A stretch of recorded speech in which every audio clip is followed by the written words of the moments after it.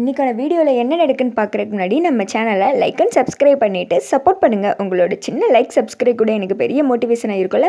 First சீனில் அந்த ரூபஸ்ரீ என்னென்னா நம்மக்கிட்ட இப்படி சொல்லிக்கிட்டு இருக்கா, பாதியிலே ஓடி போயிரு மாட்டிக்கிறாத அப்படின்னு. இந்த ஐஸ்வர்யாக்கா என்னென்னா முழுசாக என் பிளானை வந்துட்டு பண்ணி முடிச்சாதான் பணம் தருவேன் அப்படின்ற. அப்போ 2 நாள் பண்ணதெல்லாம் என்ன ஓசி சர்வீஸா? ஐயோ, இதுங்கக்கிட்ட இருந்து பணம் வாங்காமல் நம்ம கிளம்பவே கூடாது, எப்படியாவது இந்த வேலையை முடிச்சு கொடுத்துட்டு பணத்தை வாங்கிட்டு இங்கேருந்து போயிட்டே இருக்கணும் அப்படின்ற மாதிரி நினச்சிட்டே இந்த பக்கம் திரும்புகிறாங்க. பார்த்தா மீனாட்சி வந்துட்டு நின்றுட்டு இருக்காங்க. அவளை பார்த்ததுமே வந்துட்டு முறைச்சிட்டே மீனாட்சி கிளம்பிடுறாங்க. ஐயோ, இவங்க என்ன இப்படி நின்று பார்த்துட்டு இருக்காங்க, ஒருவேளை நம்ம பேசினதெல்லாம் கேட்டிருப்பாங்களோ, அதான் இங்கேருந்து எப்படியாவது எஸ்கேப் ஆகணும்ப்பா அப்படின்ற மாதிரி நினச்சிட்டு இருக்காங்க. என்ன இது, இவ சரியே கிடையாது அப்படின்ற மாதிரி மீனாட்சி யோசிச்சுட்டே போகிறாங்க. அடுத்த நாள் காலையில் வந்துட்டு டூப்ளிகேட் பல்லவி ஆட்டோவில் வந்துட்டு இருக்காங்க. ஐயோ, இப்போ எப்படி வந்துட்டு ரெக்கார்டிங் தேட்டர்லேருந்து வெளியில் வர்றது, என்ன பிளான் பண்ணுறதுன்னு தெரியவே இல்லையே, முழு பொறுப்பை நம்மக்கிட்ட கொடுத்துட்டாங்க, நம்ம ஏதாவது பிளான் பண்ணி வெளியில் வரணும்னு சொல்லிட்டாங்க, எப்படி அங்கே இருக்கிறவங்க கண்ணில் மண்ணை தூவிட்டு வெளியில் வர்றது, ஒருவேளை பசிக்கின்னு சொல்லிட்டு வந்துடலாமா, இல்லைன்னா நர்வஸாக இருக்குது அப்படின்னு சொல்லிட்டு வெளியில் ரிலாக்ஸ் ஆகிட்டு வரலான்னு சொல்லிட்டு வரலாமா, ஐயோ எதுவுமே தோண அப்படின்னு சொல்லிட்டு வர்றப்போ போலீஸ் வண்டி நின்று எல்லாரையும் செக் பண்ணிக்கிட்டு இருக்காங்க. அப்போ கையில் ஃபோட்டோவை பார்த்துட்டே இருக்காரு அவர். செல்லை வச்சுட்டு இந்த ஃபோட்டோவில் இருக்கிற பொண்ணு வர்றாங்களான்னு பார்த்துட்டு இருக்கா. அந்த ஃபோட்டோவில் இருக்கிறது ஸ்வேதா மாதிரியே தான் தெரியுது. அந்த பொண்ணை வர சொல்லுங்கள் அப்படின்னு சொல்லி அவங்களும் வர்றாங்க. யார் மணியும் உன் பேர் என்ன அப்படின்னு கேட்குறாங்க. சார், நான் அவசரமாக ஒரு இடத்துக்கு போக வேண்டியது இருக்குது, அபிராமி ஆடியோ கம்பெனியில் தான் சார் எனக்கு இன்றைக்கி ரெக்கார்டிங், நான் போகணும் சார், என் பேர் பல்லவி அப்படின்றாங்க. பல்லவியா?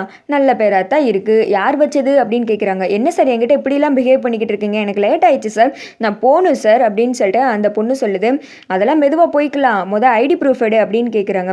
சார், ரோட்டில் இத்தனை பேர் போகிறாங்க, அவங்களெல்லாம் நீங்கள் கேட்கவே இல்லை, அது என்ன சார் என்கிட்ட மட்டும் நீங்கள் ஐடி ப்ரூஃப் கேட்குறீங்க அப்படின்னு சொல்லிட்டு அந்த ஸ்வேதா சொல்ல, நல்லா தாம்மா கேள்வி கேட்குற, ஆட்டோக்காரன் இங்கே வாயா, உனக்கிட்ட ஐடி ப்ரூஃப் இருக்குல்ல அப்படின்னு சொல்ல, இருக்கு அப்படின்ற, எங்கே எடுத்துக்காமி அப்படின்னு சொல்ல அவரு காமிக்கிறாங்க. பார்த்தேல, கேட்டல, காமிச்சார்ல, இப்போ நீ காமி அப்படின்னு சொல்ல. ஐயோ, அதில் ஸ்வேதான்ல இருக்குது, இப்போ கொண்டு போய் இதை காமிச்சேன்னு நான் மாட்டிக்கிடுவேனே, இது யாரோட ஆளுன்னு தெரியவே இல்லையே, ஒருவேளை அந்த ஐஸ்வர்யாக்கா என்ன நம்மளை செக் பண்ணி பார்க்குறாங்களா, என்ன ஏதுன்னு ஒன்றும் புரியலையே அப்படின்னு சொல்லிக்கிட்டு இருக்க.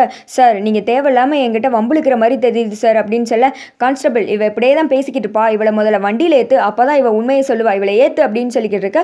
திடீர்னு வந்துட்டு ஒரு கார் வருது.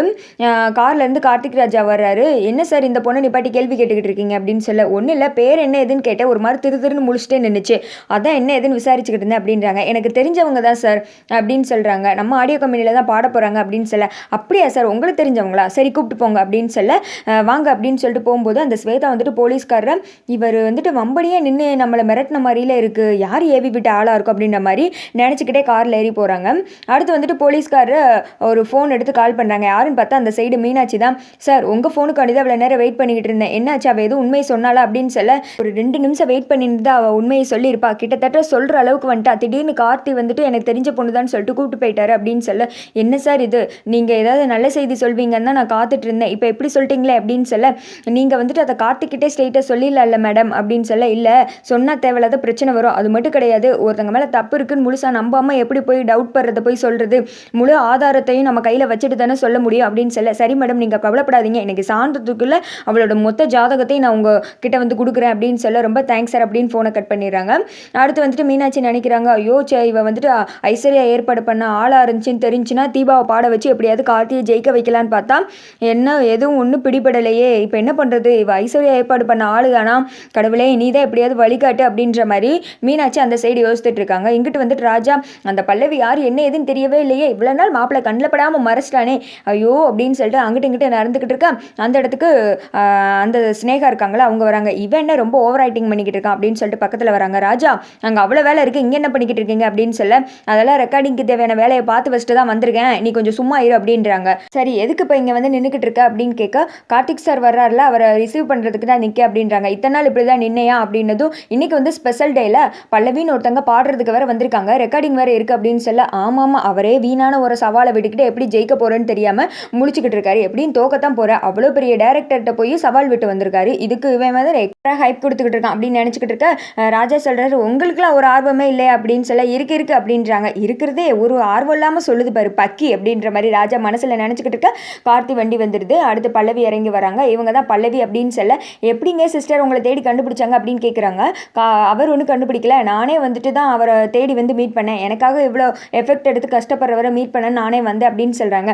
சரி ஒரு வழியாக எப்படியோ கண்டுபிடிச்சாச்சு வாங்க அப்படின்னு சொல்லிட்டு உள்ள ரெக்கார்டிங் தேட்டர் போகலான்னு சொல்லிட்டு போகிறாங்க. அப்புறம் ஸ்னேகா கிட்ட இவங்க தான் பல்லவின்னு இன்ட்ரோ கொடுக்குறாங்க. உள்ளே போனதுமே ஒரு நிமிஷம் இருங்க அப்படின்னு சொல்லிக்கிட்டு இருக்க ஸ்னேகா வந்து ஜூஸ்லாம் கொடுத்துட்டு இருக்காங்க. அந்த இடத்துக்கு தீபா வராங்க. இவன் முன்னாடி நம்ம இந்த வேலைலாம் பார்க்குற மாதிரி ஆயிடுச்சு அப்படின்னு சொல்லிட்டு அந்த சைடு முறைச்சிக்கிட்டே ஸ்னேகா போயிடுறாங்க. போனதுமே தீபா வந்து நல்லபடியாக பாடி கொடுத்துருவேன், என்னோடய வாய்ஸ் எல்லாம் வந்துட்டு பாடி பார்த்தியா அப்படின்னு கேட்குறோம். அதெல்லாம் பாடிடுவேங்க்கா அப்படின்னு சொல்லிட்டு பேசிகிட்டு இருக்காங்க. இது ஸ்னேகா பார்த்துட்டு இது என்ன இவங்க 2 பேரும் முன்னக்கூடியே தெரிஞ்ச மாதிரி இப்படி பேசிகிட்டு இருக்காங்க அப்படின்றாங்க. ஏங்க்கா நீங்கள் எங்கள் கூடயே வரலையா அப்படின்னு கேட்க, அது ஒன்றும் இல்லை சாரத்தான் நான் தான் ஃபஸ்ட்டு போக சொன்னேன், அடுத்து நான் பின்னாடி வந்துக்கிறேன்னு சொல்லிட்டேன் அப்படின்னு சொல்ல, சரி என் இடத்துல போய் உட்கார அப்படின்னு சொல்லிட்டு தீபா போய் உட்காந்துடுறாங்க. அடுத்து வந்துட்டு கார்த்தி வராங்க. என்னங்க போகலாமா அப்படின்னு சொல்லி கேட்க, ஐயோ இப்போ எப்படி சொல்லி சமாளிக்கிறது அப்படின்னு சொல்லிட்டு ஒரு மாதிரி முழிச்சிட்டே நின்றுட்டு இருக்காங்க. தீபா அதை பார்த்துட்டு என்ன இது எப்படி முழிச்சிக்கிட்டு இருக்கா, ஒரு வேளை பயப்படுறாளோ அப்படின்ற மாதிரி நினச்சிக்கிட்டு இருக்க, சார் எனக்கு கொஞ்சம் வந்துட்டு நர்வஸாக இருக்குது, நான் வந்துட்டு சாமி கும்பிடுன்னு நினைக்கிறேன் அப்படின்னு சொல்ல, ஸ்னேகா சொல்கிறாங்க சார் உள்ளேயே சாமி ஃபோட்டோ இருக்குது அங்கேயே கும்பிடலாம் அப்படின்னு சொல்ல, இல்லை சார் நான் வந்துட்டு பூஜை பண்ணணும் அப்படின்னு சொல்லிட்டு நான் வேண்டியிருக்கேன் சார், நான் கோவிலுக்கு போய் பண்ணுறேன் அப்படின்னு சொல்ல, என்னங்க இது கடைசி நேரத்தில் எப்படி சொல்லிக்கிட்டு இருக்கீங்க, அங்கே எல்லாம் ரெடி ஆகிட்டு அப்படின்னு சொல்லிட்டு ராஜா சொல்லிக்கிட்டு இருக்காரு. சரி விடு அவங்க ஆசைப்படுறாங்க போகட்டும் அப்படின்னு சொல்லிக்கிட்டு இருக்க, சரி சார் பக்கத்தில் தான் ஒரு கோவில் இருக்குது நான் வேணா கூட்டு போயிட்டு வருவா அப்படின்னு ஸ்னேகா சொல்கிறாங்க. வேணாம் தீபா கூட்டு போட்டு தீபா வாங்க அப்படின்னு சொல்ல, தீபாவும் வந்துட்டு வெளியில் வர்றாங்க. நீ என்ன கடைசி நேரத்தில் இப்படி சொல்லிக்கிட்டு இருக்க, என்ன பயப்படுறியா அப்படின்னு கேட்குறாங்க. அதெல்லாம் ஒன்றும் இல்லைக்கா பூஜை பண்ணணும்னு வேண்டியிருந்தேன், அதை சரியாக முடிக்கணும்ல அதனால தான் அப்படின்னு சொல்லிட்டு ஒரு மாதிரி மழுப்பிக்கிட்டே வர்றாங்க. இப்போ எப்படி இவ கண்ணில் மண்ணை தூவிட்டு இங்கேருந்து கிளம்புறதுன்னு தெரியவே இல்லையே அப்படின்னு முழிச்சுக்கிட்டே இருக்க, சரி அச்சனை தட்டு வாங்குற சாக்கில் போயிடலாம் அப்படின்னு சொல்லிட்டு, அக்கா நீங்கள் இங்கே இருங்க அச்சனை தட்டு வாங்க மறந்துட்டு அப்படின்றாங்க. ஏன் நில்லு, அதெல்லாம் இந்த கோவிலில் கிடையாது, இது சின்ன கோவில், நீ வந்துட்டு யாருக்கு சாமி கும்பிடுன்னு மட்டும் சொல்லு, அதெல்லாம் ஐயரே பார்த்துக்குருவாரு அப்படின்றாங்க. யாருக்கு சாமி கும்பிடுன்னு கேட்குறாங்க. பல்லவி அப்படின்னு சொல்ல தீபா வந்துட்டு முறைச்சு பார்க்குறாங்க. ஸ்வேதா அப்படின்னு மாற்றிடுறாங்க. அதுக்கடுத்து ஸ்வேதா பேரில் வந்துட்டு பூஜை நடந்துட்டு இருக்கு. தீபா வந்துட்டு கண்ணை மூடி வேண்டிட்டு இருக்காங்க, எப்படியாவது இந்த ரெக்கார்டிங்கை நல்லபடியாக முடிச்சு கொடுத்துரு, நானும் கார்த்திக் சார் நல்லபடியாக வாழணும் அப்படின்ற மாதிரி வேண்டிட்டு இருக்காங்க. இவ கண்ணை மூடி வேண்ட ஆரம்பிச்சிட்டா, இதுதான் சாக்கு, எப்படியாவது இங்கேருந்து ஓடியே போயிடணும், நீ திருப்பி வரவே கூடாது அப்படின்ற மாதிரி அந்த ஸ்வேதா இருக்கல்ல அவ வந்துட்டு வெளியில் போக பார்க்கா. அதே சமயத்தில் கரெக்டாக கார்த்திக் வந்துட்டு அங்கேருந்து வர்றாரு. என்ன இது ஒரு கண்டத்துலேருந்து தப்பிச்சா இன்னொரு கண்டத்தில் மாட்டின மாதிரி இருக்கு, இப்போ எதுக்கு தேவையில்லாமல் கார்த்திக் சார் இங்கே வர்றாரு அப்படின்னு சொல்லிட்டு வெளியில் போன அந்த ஸ்வேதா வந்துட்டு திருன்னு முழிச்ச மாணிக்கே நின்றுக்கிட்டு இருக்காங்க. அதோட பார்த்தீங்கன்னா இந்த எபிசோட் வந்துட்டு முடிஞ்சிடுது.